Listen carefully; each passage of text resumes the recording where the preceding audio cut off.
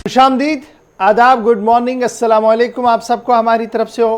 Programme आप देख रहे हैं दी सलाम जे के गुलिस्तान न्यूज़ का मॉर्निंग शो, और आज का मॉर्निंग शो लेकर आपका मेज़बान इशफाक गौहर हाजिर खिदमत है। सामीन नाज़रीन, आज की अहम तरीन नशरियात में जहां अफगानिस्तान से हम शुरुआत ज़रूर करेंगे, लेकिन आपको लिए चलेंगे दिल्ली, और दिल्ली के बाद आपको लिए चलेंगे सीधे जम्मू कश्मीर, जहां से एक के बाद एक बड़ा अपडेट आपके सामने रखने की कोशिश करेंगे कि इंतज़ामी अमूर चलाने वाले अफसर बरहम क्यों हैं और नीचे काम करने वाले लोग नाराज़ क्यों हैं। सब पर गुफ्तगू करेंगे। ग्राउंड ज़ीरो पर आपको लिए चलने की कोशिश ज़रूर करेंगे।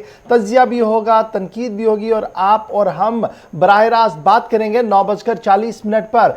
फोन लाइन्स हमारी खुलेंगी। याद रखिएगा, जब फोन लाइन्स खुलेंगी तो आप अपनी आवाज़ को बुलंद कीजिएगा, इस उम्मीद के साथ कि आप की बात हुकूमती इदारों तक पहुंचे और हुकूमती इदारे आपके मसाइल का हल निकालने में कामयाब भी रहे।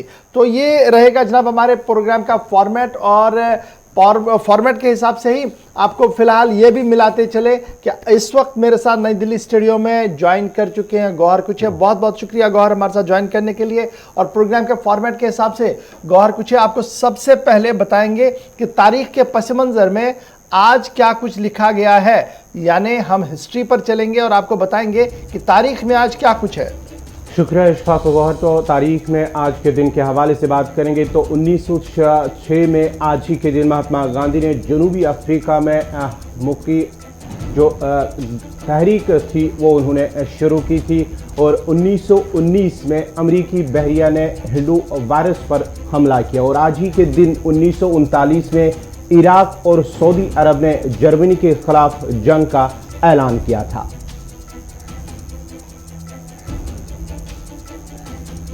और आज ही के दिन यानी कि 11 सितंबर 1948 में बरतानवी हिंदुस्तान के अहम लीडर और मुस्लिम लीग के सदर मोहम्मद अली जिन्ना का इंतकाल हुआ, यानी कि आज ही के दिन। और साल 2001 आज ही का दिन 11 सितंबर अमेरिका में तैयारा हाईजैक करके न्यूयॉर्क में वर्ल्ड ट्रेड टावर की 2 इमारतों पर हमला किया गया है, जिसमें हजारों लोग जान बहक हुए हैं, और आज इसके 20 साल जो है मुकम्मल भी हो गए हैं।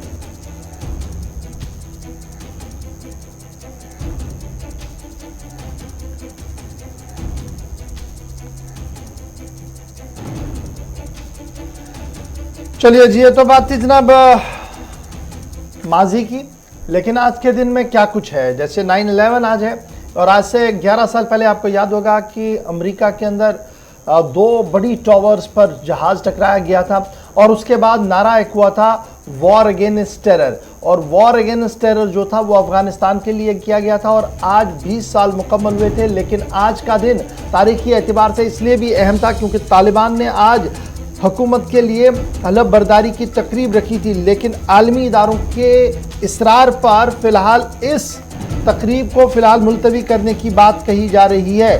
तालिबान की तकरीब हलफ बर्दारी अब प्लान में नहीं है, और ये बात जो कही जा रही है कि 11 सितंबर को तकरीब हलफ बर्दारी अब प्लान का हिस्सा नहीं है।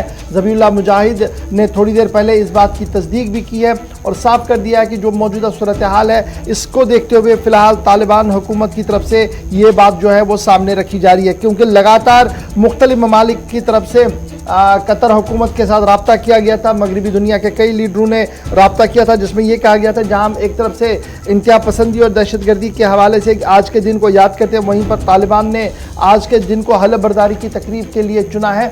शायद ये सरीहन सही नहीं होगा, यही वजह कि रूस ने सबसे पहले ये कहा था कि वो आज के दिन की तकरीब में नहीं जाएंगे, और अब खबर आ रही है कि लगभग बहुत सारे लीडर्स की तरफ से जब ये माजरत जाहिर की गई, इसके बाद तालिबान इंतज़ामिया ने फ़िलहाल ये जो सेरेमनी आज होनी थी उसको लेकर फ़िलहाल इस्लामिक इमारत की तरफ से जो बात सामने रखी गई है वो कहा गया कि फ़िलहाल ये तकरीब जो है वो नहीं होगी। ताहम लीडरशिप ऑलरेडी काम कर रही है। तालिबान की तरफ से कहा गया कि जो 9 मुंतखबा लीडर्स हैं उन्होंने अपने अपने मातहत महकमों की मीटिंग्स और दीगर जायज़ा कामों का जो है वो शुरुआत कर दी है।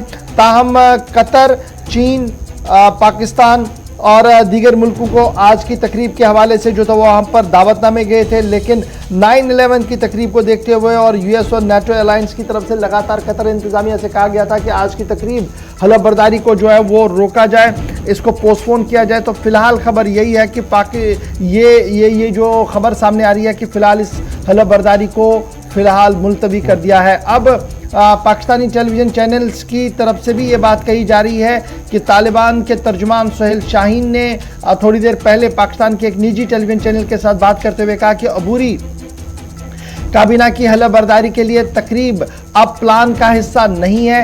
इससे कबल जो आज से 20 साल कबल जिस तरीके से नेटो अफवाज और जिस तरीके से अमेरिका ने वॉर अगेंस्ट टेरर का ऐलान किया था और उसके बाद जो सूरत हाल बनी है, इस वक्त उनकी सबसे ज़्यादा प्रायोरिटी ये है कि अफ़गानिस्तान के अंदर इक़दाम किए जाएं, अफ़गानिस्तान के अंदर सूरत हाल बेहतर हो, न कि किसी तरीके की परेशानी हो। तो इस वजह से उन्होंने ये फ़ैसला लिया है कि फ़िलहाल तकरीब जो है वो नहीं होगी। अब ये हिस्सा प्लान का हिस्सा नहीं है। सीधे बढ़ते हैं जी, रहमत कलीम इस वक्त हमारे साथ ज्वाइन कर चुके हैं। रहमत, बहुत शुक्रिया जी ज्वाइन करने के लिए। फटाफट से अपडेट कीजिएगा कि क्या कुछ ताज़ा तरीन खबर है। पहले तो कल रात देर गए तक की खबर ये थी कि आज तकरीब होनी है, हलफबर्दारी की तकरीब है, और ख़ुद ज़बीहुल्लाह मुजाहिद ने प्रेस कॉन्फ्रेंस करते हुए इस बात का ऐलान किया था कि आज 11 सितंबर को जो है वो तकरीब हलफबर्दारी होगी और बाज़ाब्ता कई मुल्कों को दावतनामे भी इरसाल किए गए थे। तो क्या मैं ये मानूं कि मगरिब दुनिया के बासर शख्सियात की तरफ से जो कतर इंतज़ामिया के साथ राब्ता किया गया उसका ये नतीजा है कि अब प्लान में फिर तब्दीली हुई है, या अब प्लान को तर्क कर दिया गया, कोई बड़ी हलफबर्दारी की तकरीब नहीं होगी? जी देखिए, बिल्कुल इस पूरे मसले पर तालिबान की तरफ से या अफगान की तरफ से एक बहाना है और एक सच्चाई है। बहाना ये है कि हलफबर्दारी तकरीब को निशाना बनाए जाने का खदशा है। ये बहाना बना करके बाज़ाब्ता तौर पर बातें सामने लाने की कोशिश की जा रही है। दूसरा पॉइंट जो है वो सच्चाई ये है कि ग्लोबल लीडरान की तरफ से, खासतौर से यूएस और नेटो के साथ साथ कतर की तरफ से जो प्रेशराइज किया गया है, दबाव बनाने की कोशिश की गई है, उस दबाव का असल रंग है कि आज जो तकरीब होने वाली थी जिसके लिए तैयारियां करीब मुकम्मल हो चुकी थी, दावतनामे पहुंचाए जा चुके थे, मेहमानों के आने का सिलसिला भी कुछ हद तक शुरू हो चुका था, सारी तैयारियां मुकम्मल हो चुकी थी कि देर रात ये फैसला किया गया कि अब यह हलफबर्दारी तकरीब बाज़ाब्ता तौर पर मुनक्किद आज नहीं होगी। इसके पीछे की वजह दो है। पहली वजह यह है कि इस वक्त जो तालिबान को या अफगान हुकूमत को चाहिए होगा वो आलमी बिरादरी से रिश्ता चाहिए होगा। अमेरिका में जो अकाउंट फ्रीज किए हुए हैं, जो अमाउंट फ्रीज है, उस फ्रीज अकाउंट अमाउंट को बाहर निकलवाना है, और आलमी बिरादरी से एक ऐसे वक्त में साथ की जरूरत है जब दहशतगर्दी को लेकर के पूरी दुनिया एक बड़े चैलेंज का सामना कर रही है। ऐसे में अगर 9/11 के मौके से ये तकरीब होती है तो दुनिया भर में एक मैसेज जाएगा कि हमेशा एक दहशतगर्दी की जीत हुई है अमन के ऊपर। क्योंकि आज ही के दिन 20 साल पहले वर्ल्ड ट्रेड पर हमला किया गया था, और उसके बाद तालिबान के खिलाफ यूएस ने जिस तरह से, नेटो ने जिस तरह से अफगानिस्तान में अपनी कार्रवाइयां की थी वो सबके सामने है, आज तारीख का हिस्सा है। लेकिन एक तस्वीर जो दुनिया में तालिबान की तरफ से इब्तदाई तौर पर भेजने की कोशिश की गई थी 11 तारीख को, यानी आज के दिन हलफबर्दारी का प्रोग्राम बनाकर, वो ये कि जिस दिन आपने हम पर हमला किया था हम उसी दिन आपको उस हमले का जवाब अपने ओहदे से दे रहे हैं। तो ये जो दहशत की जीत की हवा का पैगाम देने की कोशिश की गई थी, दुनिया ने भापा, खासतौर से मगरबी ममालिक ने, नेटो अलायंस ने, कि ये एक गलत पैगाम है दुनिया के लिए, ऐसा नहीं होना चाहिए। यही वजह है कि कतर ने मुसलसल इस सिलसिले में बात की और राब्ता करते हुए इस पूरे मामले को समझाया और सुलझाने की कोशिश की कि अगर तालिबान को आगे चल करके अपनी हुकूमत को मुस्तहकम करना है, मजबूत बनाना है, तो फिर उसके लिए जरूरी है कि आपको दुनिया के साथ मिलकर चलना होगा, दुनिया की आवाज पर कान धरने होंगे, दुनिया की बातों को सुनने होंगे। और दुनिया की बातों को सुनने का मतलब ये हुआ कि बड़े ममालिक जो फैसला करते हैं या बड़े ममालिक जिस तरफ जाना चाह रहे हैं उस तरफ आपको भी जाना चाहिए। जरा ये भी बताइएगा कि नई तारीख का क्या कुछ ऐलान हुआ है इस हवाले से, कि नई हलफबर्दारी की तकरीब कब होगी? इस हवाले से तालिबान ने कोई तारीख का ऐलान किया है, कोई डेट मुकर्रर की है? नई तारीख के हवाले से, नए दिन के हवाले से, नए वक्त के हवाले से कोई भी ऐलान नहीं किया गया है। बाज़ाब्ता तौर पर गैर मुअय्यना मुद्दत तक के लिए इसे मुलतवी किया गया है। ये बड़ा इंपॉर्टेंट है जी। जब आप और हम बात कर रहे हैं तो जो तालिबान के सकाफती कमीशन के रुकन है इनामुल्लाह समनगई साहब, उनका ट्वीट सामने आया है, और इनामुल्लाह के ट्वीट के मुताबिक जी 11 सितंबर की तकरीब हलफबर्दारी की खबर तो सिर्फ अफवाह थी, तालिबान ने कभी इसका जिक्र ही नहीं किया था। तो क्या कंफ्यूजन है तालिबान के सिस्टम के अंदर, समझ नहीं पा रहे हैं, या हालात इस तरीके के हैं कि अब वो इसको ईज आउट करके आगे बढ़ना चाहते हैं? आगे वो लिखते हैं कि गुज़श्ता दिनों काबीना का ऐलान मनसूख किया गया था और फिर बादशाह क़यादत की मंजूरी के बाद नई काबीना के नामों का ऐलान किया गया था। इनामुल्लाह कहते हैं कि काबीना ने अपना काम शुरू कर दिया है और 11 सितंबर की तकरीब हलफ बर्दारी की खबर दुरुस्त नहीं है। यह उनका ट्वीट सामने आया है। 2 से 3 लीडरान को गुज़श्ता 12 से 15 घंटे में हम इस तरह का बयान देते हुए देख रहे हैं। उनका ट्वीट आया है, सामने बयान भी आया है, कह रहे हैं कि इस तरह की खबरें नहीं थी। हालांकि ज़बीहुल्लाह मुजाहिद ने खुद प्रेस कॉन्फ्रेंस में बताया था कि किस तरह से हम 11 तारीख को हल बर्दारी करेंगे। ये है कि अब चीजें समझनी होंगी और समझने में थोड़ा सा वक्त लगेगा तालिबान को। ये चीजें अभी जो नए नए हुकूमत की का आगाज हो रहा है, जिन लोगों को जिम्मेदारियां दी गई हैं, जो इससे कभी वाबस्ता रहे ही नहीं, जुड़े ही नहीं रहे, उन्हें नहीं पता कि कौन सा बयान किस तरह से देना होता है, किस तरह से बातें करनी होती है मीडिया में, आम पब्लिक में। तो ये चीजें थोड़ा सा वक्त लगते हैं, समझ जाएंगे, लेकिन अभी इब्तिदाई दिन है, देखना होगा। लेकिन ये है कि अभी ऐलान हतमी तौर पर तारीख का नहीं किया गया है और मुमकिन ऐसा भी है कि बहुत जल्द आइंदा 2 से 3 दिनों में एक छोटी सी तकरीब काबुल में मुनक़िद की जाए, जिसमें 2 चंद मेहमान होंगे, चंद ममालिक के सफारतकार होंगे। बाज़ाब्ता तौर पर वहां के वज़राए ख़ारजा या वहां से खुसूसी मेहमान का आना मुमकिन नहीं है, लेकिन हाँ, सफारती सतह के मेहमानों के साथ एक छोटी सी तकरीब बहुत जल्द मुनक़िद की जा सकती है। 9/11 का दिन और इस दिन को एक ऐसे पैगाम के तौर पर दुनिया में भेजने की तालिबान की कोशिश, जो कहीं ना कहीं नाइंसाफी होती या गलत पैगाम था, इसको लेकर प्रेशर बनाया गया था और इस दबाव ने काम ये किया कि तालिबान ने फैसला किया है कि अब ये मुलतवी की जाती है और ये मुलतवी करके नई तारीख का ऐलान अभी फिलहाल नहीं किया गया। चलिए, बहुत शुक्रिया जी रहमत कलीम हमारे साथ ज्वाइन करने के लिए। रहमत बता रहे थे कि जनाब आलमी इदारों की मुदाखलत के बाद फिलहाल इस प्रोग्राम को मुलतवी कर दिया गया है। पहले दिन ही जब ये 9/11 का दिन सामने रखा गया था, उसी दिन शक व शुबहात थे कि क्या यह मुमकिन है, क्योंकि जिस तरीके से तालिबान ने जवाब देने की कोशिश की गई थी और मगरिब ने जिस तरीके से इस पूरे मामले को लिया था, उसके बाद ये साफ हो रहा था। लेकिन जब तालिबान की बात हो रही तो फटाफट से आपको ये भी बताते चले कि अमरुल्लाह सालेह के भाई को कल तालिबान के एहलकारों की तरफ से हलाक कर दिया गया है और तालिबान ने अमरुल्लाह सालेह के भाई को हलाक कर दिया है, ये अहल खाना का इल्ज़ाम है। और रुल्लाह सालेह जो पंशीर की लड़ाई के दौरान हलाक किया गया, तालिबान ने इसका जो है वो दावा किया। उनका मानना है कि वो लड़ रहे थे इसलिए मारे गए हैं और अमरुल्लाह सालेह इस वक्त मुल्क के अंदर नहीं है। इस तरीके की भी खबरें पहले ही आ चुकी थी कि वो वहाँ से चले गए थे, लेकिन भाई सेकेंड इन कमांड में वहाँ पर थे और कल रुल्लाह सालेह को पंशीर की लड़ाई के दौरान हलाक किया गया है। तालिबान ने भी इसकी तस्दीक जो है वो की है, लेकिन घर वालों का मानना है कि उन्हें पकड़कर जो है वो हलाक कर दिया गया है। पहले जो खबर आई थी कि उन्हें पहले अगवा किया गया था, लड़ाई के दौरान उन्हें अगवा करके उन पर तशद्दुद किया गया था, उसके बाद ही उनका कत्ल हुआ है। लेकिन तालिबान ने इसकी तरदीद की है। तालिबान का कहना है कि वो जंग के दौरान जो लड़ाई हुई थी तालिबान और मज़ाहमती फोर्सेस के दरमियान, उसके बाद ही वो हलाक हुए हैं। उन्होंने जो अहल खाना की जानिब से जो कहा गया था कि जो रुहुल्लाह सालेह, अमरुल्लाह सालेह जो नायब सदर अफगानिस्तान के थे, साबिक सदर, उनके भाई को अगवा किया गया, फिर उनका कत्ल हुआ। लेकिन तालिबान ने उनकी तरदीद की है उस खबर की और कहा कि वो लड़ाई के दौरान हलाक हुए हैं। चलिए जी, अफगानिस्तान की फटाफट से एक और खबर आपको बताते चले। हामिद करजाई इंटरनेशनल एयरपोर्ट, अब हामिद करजाई को हटा दिया गया है और सिर्फ काबुल इंटरनेशनल एयरपोर्ट रख दिया है और उसने बाज़ाब्ता तौर पर वहाँ से कल कमर्शियल फ़्लाइट्स का आना जाना जो है वो शुरू हो गया है। और पहली परवाज़ में कल जो है बहुत सारे लोग अफ़गानिस्तान से चले गए थे।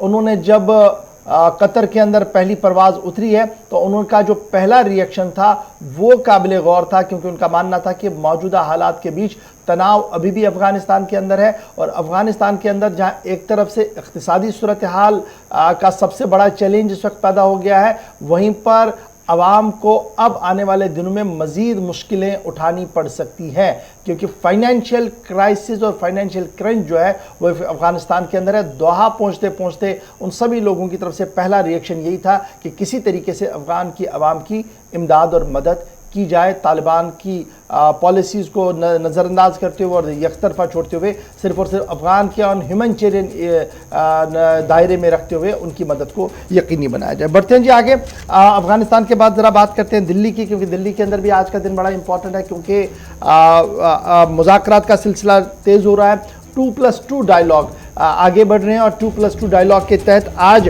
अमेरिका, ऑस्ट्रेलिया और भारत के बीच मुज़ाकरात होनी है और बाज़ाब्ता तौर पर ऑस्ट्रेलिया के वज़ीर ख़ारजा जो हैं वो भारत के दौरे पर हैं और आज 2+2 डायलॉग के ज़रिए से बाहमी इश्तराक को आगे बढ़ाने का काम जो है वो आगे बढ़ाया जाएगा। पहले वर्चुअल समिट हुई थी जून के अंदर 2020 के दौरान, जिस दौरान इस बात पर काम किया गया था और इत्तेफाक किया गया था कि दोनों मुल्क जो है वो स्ट्रेटेजिक पार्टनर्स हैं और आगे बढ़ेंगे। और अब माना जा रहा है कि आज बाज़ाब्ता तौर पर वज़ीर ख़ारजा ऑस्ट्रेलिया के जो है और मुल्क के जो वज़ीर ख़ारजा है डॉक्टर जयशंकर, वो एक साथ बैठेंगे जी, और ये फंक्शन होगा 2+2 डायलॉग के हवाले से। और यहाँ पर जो चीज़ें डिस्कस की जाएंगी वो इकोनॉमी है, सिक्योरिटी है, साइबर है, क्लाइमेट है, क्रिटिकल टेक्नोलॉजी है, सप्लाई चेन्स है, ये सारी चीज़ें जो है वो साथ रहेंगी। और यहाँ पर 2+2 डायलॉग का हिस्सा जो है वो भारत का ये जो आज का 2+2 डायलॉग होगा ये बड़ा इंपॉर्टेंट है, क्योंकि एक तरफ से आपको देखना होगा चाइना की तरफ से जो स्ट्रेटजी अडॉप्ट की गई है वो अपनी तरफ से एक स्ट्रेटजी है, लेकिन दूसरी तरफ से ऑस्ट्रेलिया का इसमें आना, ये आपको क्वाड और साउथ चाइना सी के हवाले से बड़ी इंपॉर्टेंट चीज़ जो है, डेवलपमेंट जो है वो देखने को मिल सकती है। आज जब वज़ीर ख़ारजा ऑस्ट्रेलिया के सबसे पहले डॉक्टर जयशंकर से वो मिलेंगे सुबह 10:30 बजे हैदराबाद हाउस के अंदर, उसके बाद उनका वॉर मेमोरियल जाने का भी प्रोग्राम है। उसके साथ साथ ORF की तरफ से जो प्रोग्राम है उसमें वो हिस्सा लेंगे, जिसमें वो अपनी बात, मुल्क की बात, सलामती सूरत हाल और दीगर मामलों पर गुफ्तगू करेंगे। मुशाहिदीन और मुबस्सिरीन का मानना है कि ऑस्ट्रेलिया के साथ हालात को आज के दिन में बेहतर बनाना और इश्तराक आगे करना ये बहुत ज़्यादा ज़रूरी है, क्योंकि अगर इस अमल को अभी नहीं किया गया तो आने वाले दिनों में अफ़गानिस्तान, तालिबान, अफ़गानिस्तान, पाकिस्तान, चाइना, तुर्की और ये आसपास के जो मुल्क है ये एक बड़ा ख़तरा पैदा कर सकते हैं। तो उस ख़तरे को भांपते हुए इस तरीके के 2+2 डायलॉग जो पहले ही शेड्यूल थे, लेकिन आज वर्ल्ड सिनेरियो चेंज होते हुए इनकी अहमियत और ज़्यादा बढ़ती है। तो ये जनाब थी आज दिल्ली के अंदर मसरूफियात, लेकिन कोरोना के बीच डेनमार्क से भी खबर है। गौहर, बात करेंगे कोरोना वायरस के हवाले से, जहां पूरी दुनिया में इस वक्त जो है कोरोना वायरस से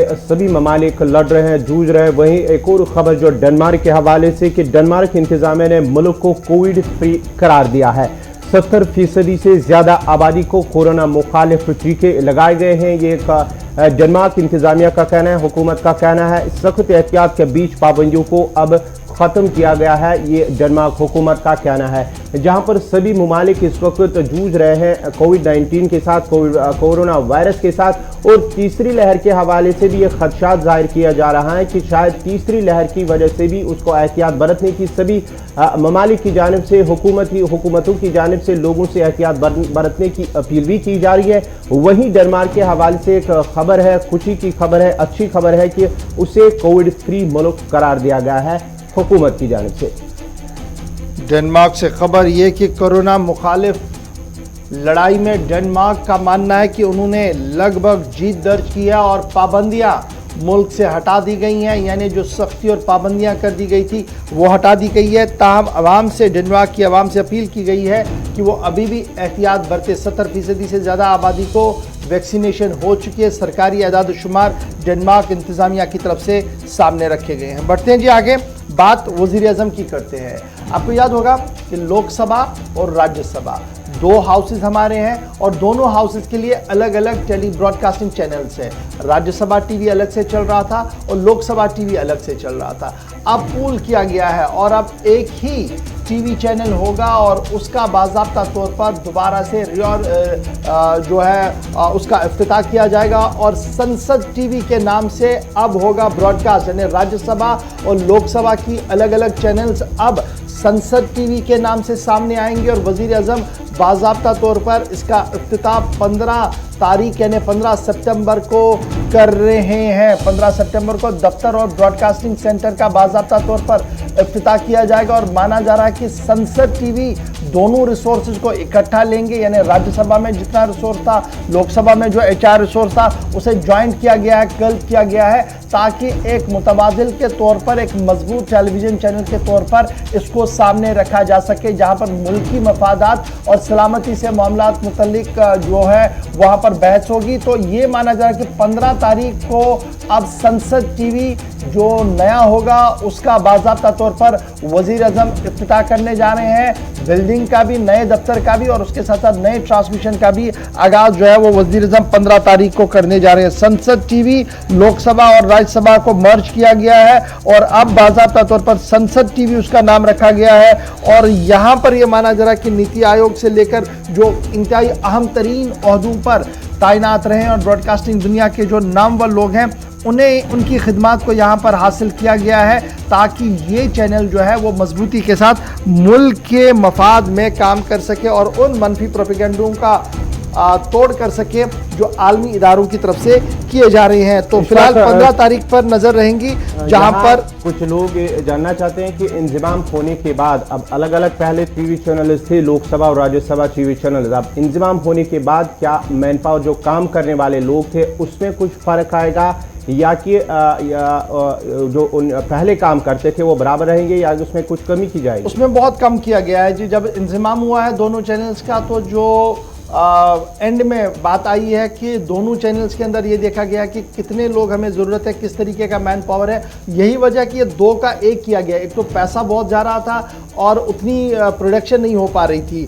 विजिबिलिटी भी नहीं हो पा रही थी। तो अब ये संसद टीवी का बनाने का मकसद ही यही है कि सिर्फ आप दोनों चैनल्स में मैन पावर को जॉइंटली कल्प करें और जितना ज़रूरत है उसको ले लिया गया और बाकी और बहुत सारे इसमें बेसिकली कॉन्ट्रैक्ट पर थे, उनके कॉन्ट्रैक्ट खत्म हो गए थे और नया कॉन्ट्रैक्ट जो है वो सिर्फ चंद लोगों के साथ किया गया है और बाकी नई भर्तियां जो है वो यहाँ पर की गई हैं ताकि एक नए जोश के साथ इस टीवी को जो है वो मुल्क के सामने रखा जाए। बढ़ते हैं जी आगे। बात ज़रा योगी आदित्यनाथ की भी आपको बताते चले। आपको याद होगा कि इसी प्रोग्राम में हमने आपको बताया था कि योगी आदित्यनाथ ने एक ऐलान किया है कि शराब और मीट पर पाबंदी होगी और मथुरा के आसपास इसको करने की बात की गई थी और सिर्फ 10 दिन के अंदर अंदर योगी इंतज़ामिया ने बाज़ाब्ता तौर पर हुक्मनामा भी जारी किया और इसका इतलाक भी हो गया है। योगी आदित्यनाथ की तरफ से जो आज से 10 दिन पहले बात कही गई थी उस ऑर्डर को इम्प्लीमेंट करवाया गया है और मथुरा के 22 वार्डों के अंदर अब न तो शराब बिकेगी और ना ही मीट बिकेगा, यानी जो गोश्त होता है न वो वहां पर बिकेगा और ना ही शराब बिकेगी।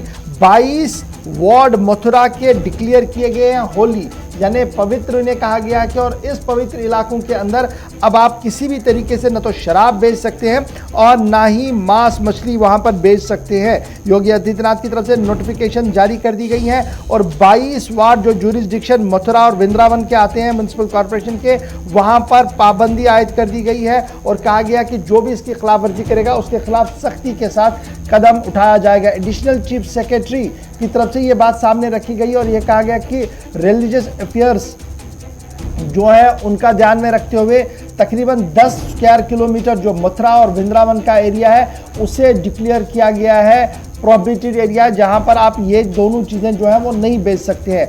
फूड सिविल सर्विस डिपार्टमेंट और लाइसेंसिंग अथॉरिटीज़ के कहा गया कि जिनके पास भी ये चीज़ें हैं, जिनके पास ये लाइसेंस हैं, उन्हें पूरी तौर पर रद्द किया जाए या उन्हें शिफ्ट किया जाए इन 10 स्क्वायर किलोमीटर के दायरे के बाहर। और ये बड़ा इंपॉर्टेंट डेवलपमेंट है। अब आपको ये बताऊं मैं ये इंपॉर्टेंट डेवलपमेंट क्यों है। चुनाव होने जा रहे हैं और चुनाव के बीच बड़ी चीज़ें जो है वो तेज़ी के साथ हो रही हैं और उसमें जो बातें अब हो रही थी अब उनका अमली जामा भी पहनाया जा रहा है। तो फिलहाल 22 वार्डों के अंदर शराब और मछली मांस पर मुकम्मल तौर पर पाबंदी आयद कर दी गई है, यानी मीट पर पाबंदी आयद कर दी गई है। गोश्त और शराब अब 10 वार्ड्स के अंदर बाज़ाब्ता तौर पर पाबंदी होगी। हुक्मनामा रात देर गए जारी कर दिया गया। बढ़ते हैं जी जम्मू कश्मीर की खबरों की ओर, क्योंकि जम्मू कश्मीर की खबरों की ओर आएंगे तो 2-3 बड़ी बातें आपके साथ शेयर करनी है। उसके बाद हमने ब्रेक पर भी जाना है, लेकिन ब्रेक पर जाने से पहले आपको बताते हैं कि TS वजीर नामवर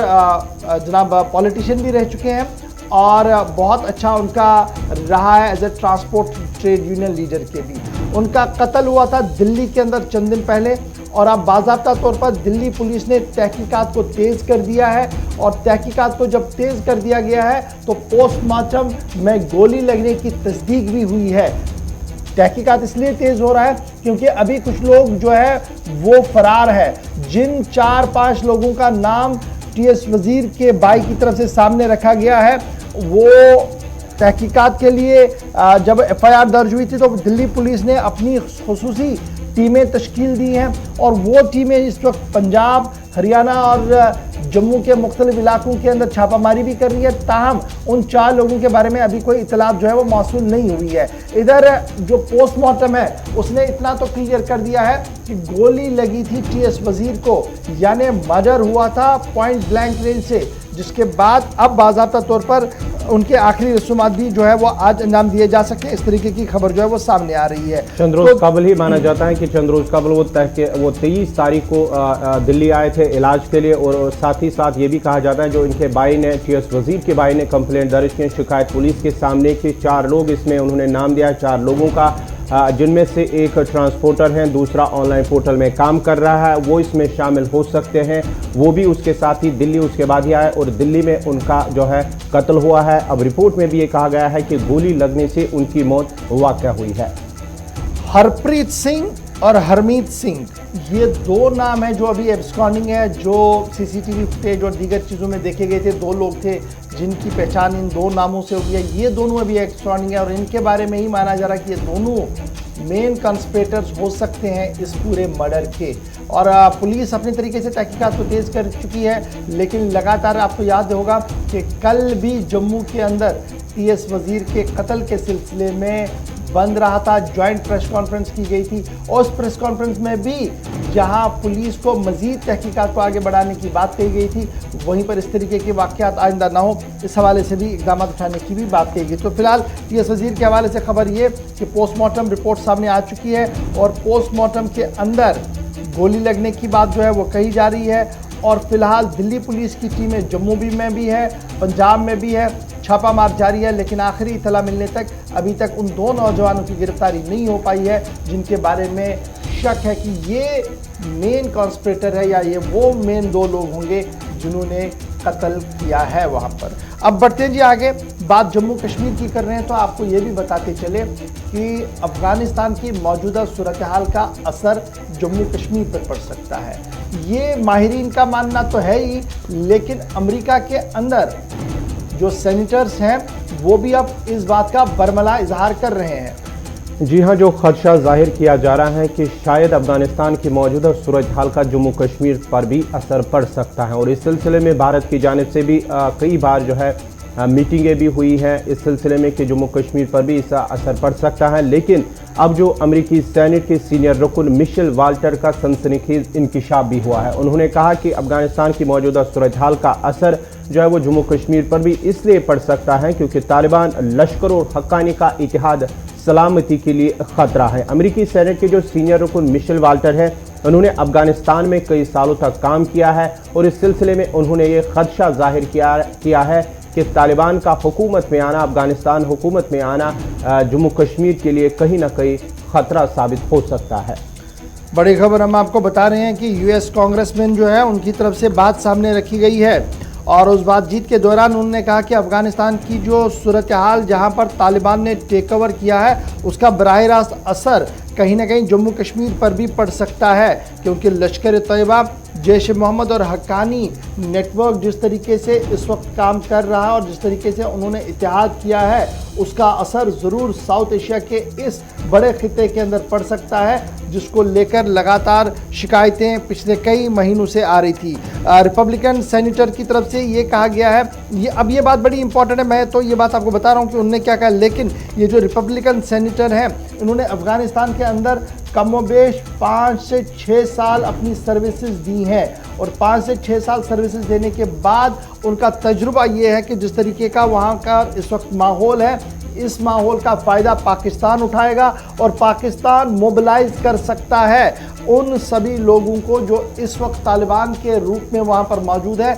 वहाँ से चंद लोगों को मोबिलाइज करके जम्मू कश्मीर की ओर धकेल सकता है, जो सलामती सूरत हाल के लिए इंतहाई ख़तरा साबित हो सकता है, क्योंकि अब तालिबान के पास वो जदीद आलात, हथियार सब कुछ आ चुका है जो अफ़गानिस्तान के फ़ौजियों की तरफ से वहाँ पर छोड़ा गया है और अगर उसका गलत इस्तेमाल किया गया तो उसका नतीजा सही नहीं हो सकता है। वॉल्टर का ये बयान इंतहाई अहम बयान है और ये बयान उस वक्त आया है जब भारत की तरफ से लगातार इस बात की आवाज़ उठाई जा रही है कि अफगानिस्तान की सरजमीन को किसी भी तरीके से दहशतगर्दाना कार्रवाइयों के लिए इस्तेमाल होने ना दिया जाए। और पाकिस्तान की मुदाखलत जितनी तालिबान के अंदर बढ़ रही है उससे भारत की भी मुश्किलें कहीं ना कहीं साफ नज़र आ रही हैं, क्योंकि सिक्योरिटी चैलेंजेस जो हैं वो अब उभर कर सामने आ रहे हैं। और इसमें तालिबान ये जो यूएस कांग्रेसमैन का बयान आया है इसने मज़ीद गर्माहट उस पूरी बहस में लाई है जो पिछले कई दिनों से हम लगातार टेलीविजन चैनल्स और मीडिया के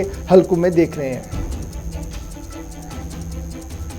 चलिए जी, यहाँ पर जी एक छोटे से ब्रेक के लिए रुक रहे हैं। ब्रेक के उस पार आएंगे तो आपको बताएंगे कि चीफ सेक्रेटरी साहब नाराज़ क्यों है और किन लोगों से नाराज़ है। उसके बाद आपको ये भी बताएंगे कि बहुत सारे लोगों की छुट्टी की गई है सरकार की तरफ से। अब ये छुट्टी पर कौन लोग चले गए हैं और आज तक उनका रोल क्या कुछ रहा है, इस पर भी बात करेंगे, लेकिन छोटे से तिजारती वक्फे के फौरन बाद।